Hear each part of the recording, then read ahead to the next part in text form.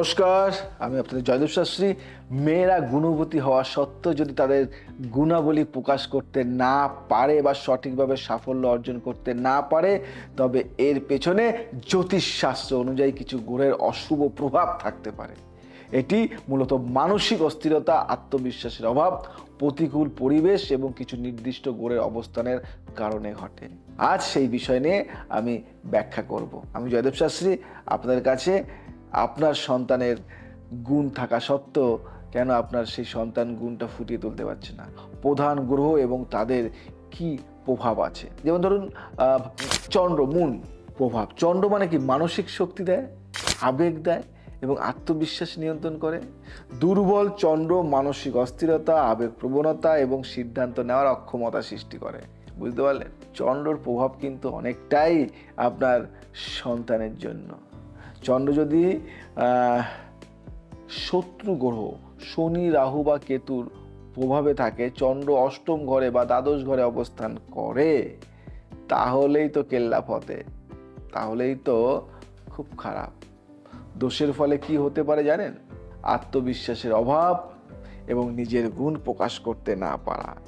তার গুণ আছে, তার ট্যালেন্ট আছে, তার প্রতিভা আছে, কিন্তু ফুটিয়ে তুলতে পারছে না। শুধু এইটাই তার কারণ। অন্যের উপর নির্ভরশীল হয়ে পড়ে যায়। এই সময় বাজে সম্পর্ক চলে আসে এবং অন্য কোনো ছেলে এই সুযোগটা নিয়ে নেয়। সোমবার শিবের পুজো করুন। ওম সোমায় নমঃ এই মন্ত্রটা জপ করুন। সিম্পল মন্ত্র। সোমবার মানে সময়। দুধ, চিনি এবং চাল দান করুন। দুধের তৈরি কোনো জিনিস, চালের তৈরি কোনো জিনিস দান করুন। শুক্র, ভেনাস এর প্রভাব কি? শুক্র সৃজনশীলতা, সৌন্দর্য এবং গুণ প্রকাশের ক্ষমতার প্রতীক। শুক্র দুর্বল হলে সৃজনশীল গুণাবলীর কাজে লাগানোর সুযোগ কমে যায়। এটা জানেন কি? শুক্র কিন্তু আমাদের জীবনে অনেক বড় ভাইটাল একটা অধ্যায়।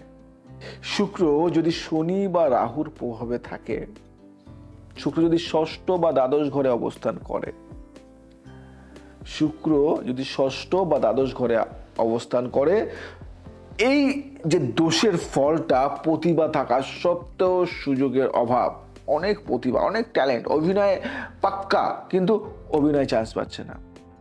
ডান্স করছে, ডান্স বাংলা ডান্স থেকে ফিরে আসছে, অনেক ব্যাপার থাকে।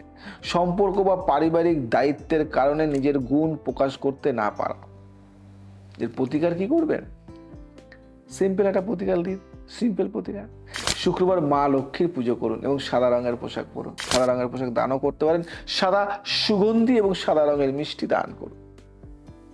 সুগন্ধি মানে কি? কোনো সেন্ট, কোনো আতর দান করুন। সাদা হতে হবে, কোনো কালারফুল নয়। জুপিটারের ভূমিকা কিন্তু অনেকটা, মানে বৃহস্পতির ভূমিকা অনেকটাই।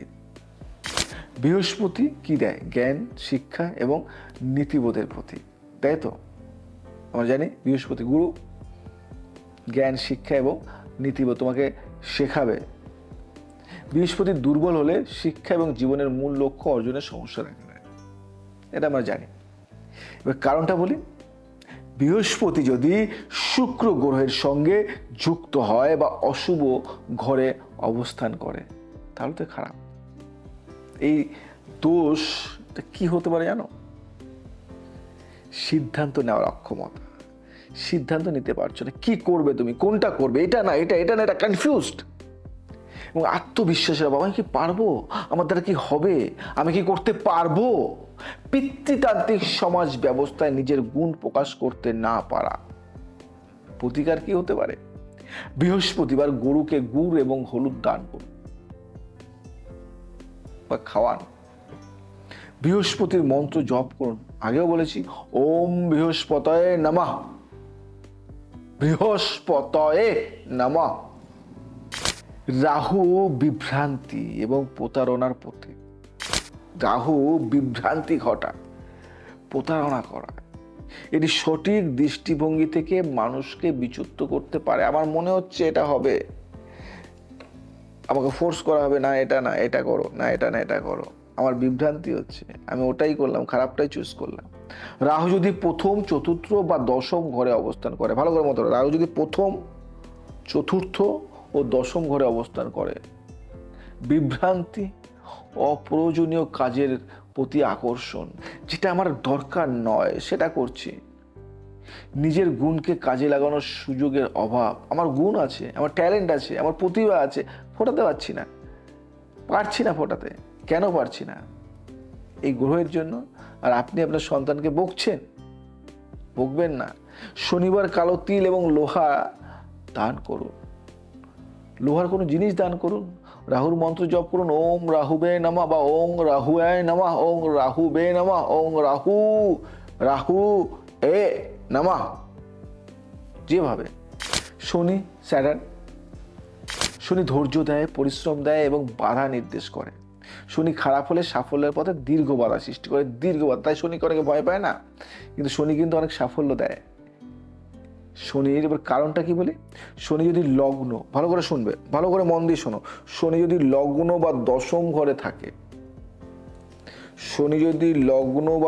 ঘরে থাকে এবং দুর্বল হয়, প্রতিভা থাকা সত্ত্বেও পরিশ্রমের সঠিক ফল না।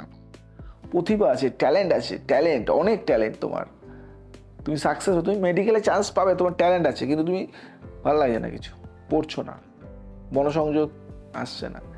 সাফল্য আসবে কিন্তু অনেক দেরিতে সাফল্য আসবে, অনেক লং ডিস্টেন্স। শনিবার শনিদেবের পুজো করুন এবং কালো তিল দান করুন। শনি মন্ত্র জপ করুন, ওং শনিচরায় নমঃ, ওং শনিশ্চরায় নমঃ। এই উচ্চারণটা কিন্তু একটু ঠিক করতে হবে, শনিশ্চরায় নমঃ। এর বিশেষ ঘরের কিছু প্রভাব দেখায়, যেমন ধরো দশম ঘর, কেরিয়ার হাউস, কর্মক্ষেত্র এবং জীবনের উদ্দেশ্যের ঘর। দশম ঘরের মালিক দুর্বল হলে প্রতিভা থাকা সত্ত্বেও সঠিক সুযোগ মেলে না। পঞ্চম ঘর বলি ট্যালেন্ট, ক্রিয়েটিভিটি, ট্যালেন্টের ঘর, এটা পঞ্চম ঘর।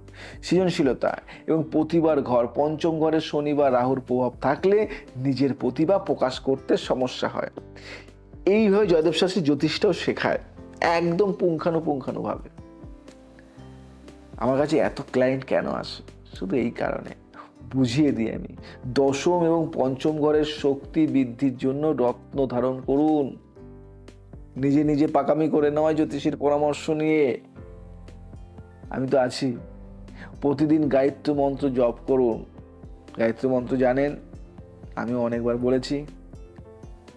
মেয়ে গুণবতী হয়েও গুণ মেলে ধরতে না পারার কারণগুলি কি জানেন? অনেক গুণবতী, অনেক গুণ। পারিবারিক দায়িত্ব মেয়েদের ক্ষেত্রে প্রায় তাদের প্রতিভা প্রকাশের আগে পারিবারিকের বাধ্যবাধকতা সামনে আসে, এটা সব থেকে বড় কথা। সামাজিক বাধা আসে, পিতৃতান্ত্রিক সমাজ ব্যবস্থায় মেয়েদের সুযোগ কম পাওয়া। আমার জানা অনেক মেয়ে আছে, আমার জানা এমনি মেয়েদের গুণ হয়, অনেক গুণ হয়, কিন্তু ফুটিয়ে তুলতে পারে না ওরা। আমার জানা অনেক মেয়ে আছে, অনেক গুণী, ওর বাবা মার জন্য পারে না অনেক কিছু। আত্মবিশ্বাসের অভাব, দুর্বল চন্দ্র এবং বৃহস্পতির প্রভাবে আত্মবিশ্বাসের অভাব। মেয়ে বলছে বাবা আমি এয়ার হোস্টেস যাব, বাবা বলছে না ওটা ভালো না, ওটা খারাপ। মেয়ে বলছে বাবা আমি ডান্সার হবো, না ডান্স করবি স্টেজে, এই বাবা খারাপ। এখনো অনেকটা পিছিয়ে। ছোট্ট প্রতিকার দিই, যজ্ঞ পূজা করবেন। শুক্র এবং বৃহস্পতির শক্তি বৃদ্ধির জন্য যজ্ঞ করতে হয়, যজ্ঞ করলে দারুণ ফল পাওয়া যায়। শিব এবং মা লক্ষ্মীর পূজা করুন, দারুণ ফল পাবেন। রত্ন ধারণ করতে পারেন, আমি কিছু রত্নের কথা বলে দিই।